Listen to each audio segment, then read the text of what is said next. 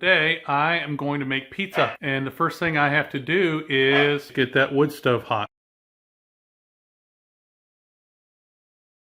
Raw ingredients: yeast, water, tablespoon of salt, a little bit of baking powder, in 2 cups of flour, mushrooms, olives, I might put a little tomato on it, cheese, I got the cheese set aside, 2 cups of flour, all purpose, right in the big bowl there, 2 cups of water right there, tablespoon of salt, tablespoon of sugar, 1 tablespoon of baking powder into the flour too. Yep, all that's coming together. Gonna let the water, which is 108 degrees Fahrenheit, rest. We're gonna wait for this to get some bubbles on it. We're gonna pour it in there, mix that up. It's gonna be a really wet dough. I don't have breakfast sausage here in Chile, so I make my own. You don't put the sausage on the pizza raw, you gotta cook it. I've got my biggest cast iron frying pan. Pepperoni, which I bought, pepperoni, there it is. I've made pepperoni, but I don't have any right now. Mushrooms, onions, black olives, cheese, and I bought tomato sauce. My beautiful wife is not here right now, so I don't know where she hid the tomato sauce. She makes her own. I'm also going to put some spices on this, and there's our dough. But look at our dough. It's very wet. It sticks to the ceiling if you throw it, okay? That's on purpose, all right? You're going to need some olive oil. There's the olive oil.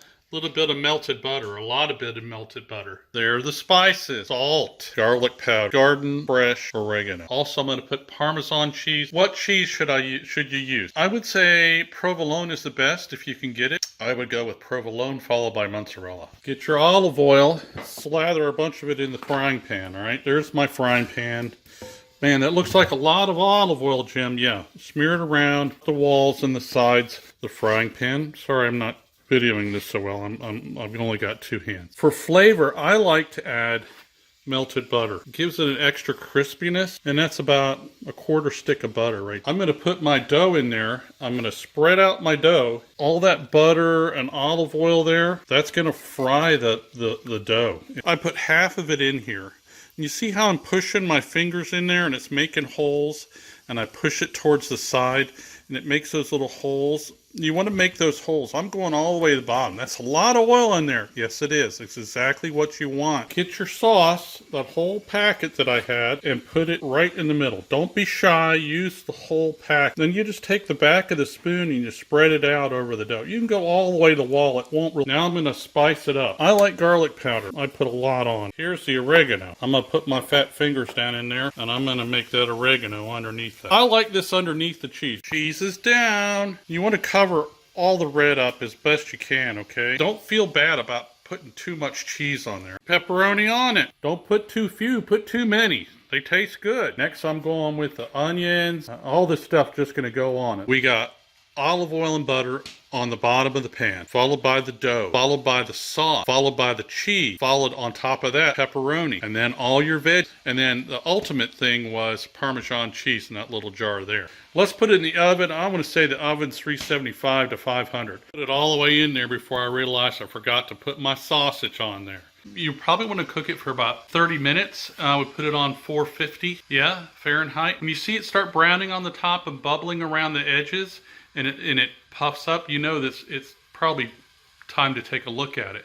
And what I'm going to do is I'm going to pull it out of the oven. I'm going to roll up the bottom of it and see if the bottom's crunchy crisp, and see if the toppings are cooked right.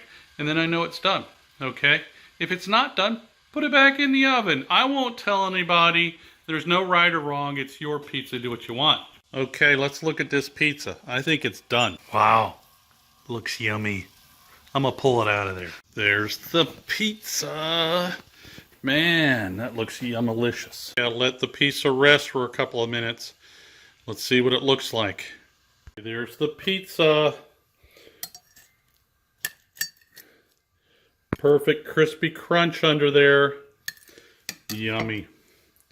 Nice glass of Chilean red wine with this, and life will be good. The pizza. There's the red wine, Cabernet Sauvignon. That bottle right there cost me about $4. Excellent Chilean wine. Here you go. Make your own pizza at home.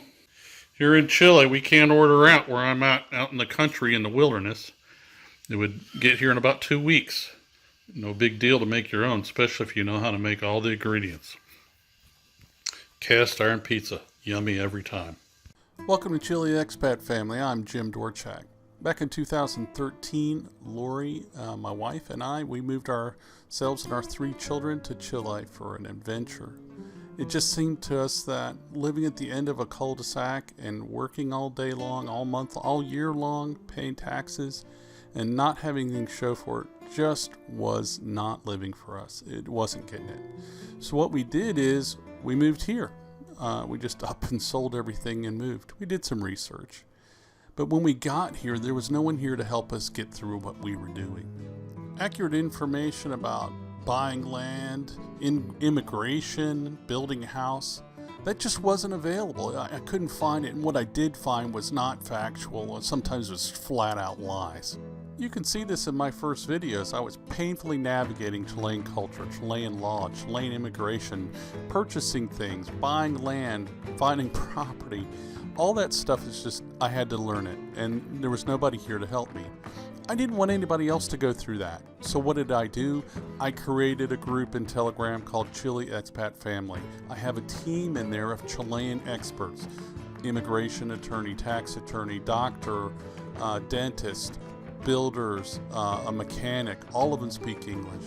I created this group to answer your questions about Chile, help you decide if you want to or need to or can move to Chile, and how to do it safely and as cheaply as possible while getting good information. Also, this is really important. If you are looking for something to read up on Chile, you should buy Lori's Ultimate Guide to Immigrating to Chile. It's in its 3rd edition, and it's available at ChileanExpatFamily.com. It's really good, and it's very accurate for people interested in moving to Chile. See you in Telegram, and I hope you come join us.